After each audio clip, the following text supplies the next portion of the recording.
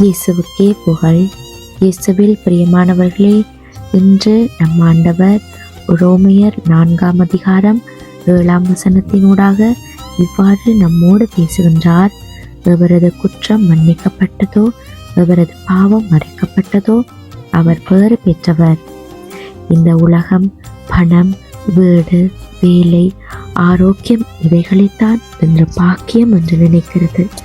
ஆனால் ஆண்டவருடைய வார்த்தை சொல்லுகிறது, பாவம் மன்னிக்கப்பட்ட வாழ்க்கை தான் உண்மையான பாக்கியம் என்று. நாங்கள் செய்த பாவங்கள் இன்றும் எங்களோட மனசை அடிக்கடி குற்ற உணர்வுக்கு ஆளாக்கி கொண்டிருக்கலாம்.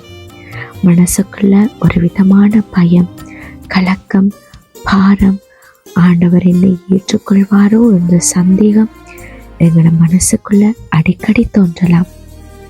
எங்களுடைய இந்த சந்தேகத்திற்கு தீர்வு கிடைக்கவே ஆண்டவர் இன்று இந்த வார்த்தை எமக்கு கொடுத்திருக்கிறார்.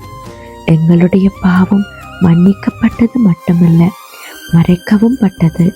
காரணம், ஆண்டவர் எங்களுடைய பாவங்களை திரும்ப திரும்ப நினைவு கூறல. எங்களுடைய கடந்த காலத்தை வைத்து எங்களை தண்டிக்கல. அதற்கு மாறாக அவருடைய இரத்தத்தினால் முழுக்க முழுக்க எங்களுடைய பாவங்களை அவர் மூடி மறைத்து விட்டார். அதனால தான் ஆண்டவருடைய வார்த்தை அவர்களை பேறு பெற்றவர்கள் என சொல்லுகிறது. இன்றைக்கு எங்கட எல்லாம் இருக்கலாம், ஆனா உள்ளத்துல சமாதானம் இல்லையா? அதுக்கு காரணம் மன்னிப்பு அனுபவம் இல்லாமல் போனது. இன்றைக்கு நாங்க ஆண்டவர்கிட்ட இதையும் கேட்க தேவையில்லை.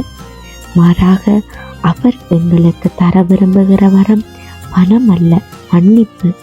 அந்த மன்னிப்பை விசுவாசத்தோடு ஏற்றுக்கொண்டு எங்களோட வாழ்க்கையை உண்மையில வழிநடத்து ஆண்டவருக்கு உகந்த வாழ்க்கை வாழ்ந்தா நாங்களும் பாக்கியம் பெற்றவர்களாக இருப்போம், ஆண்டவருக்கு உகந்தவர்களாக மாறுவோம்.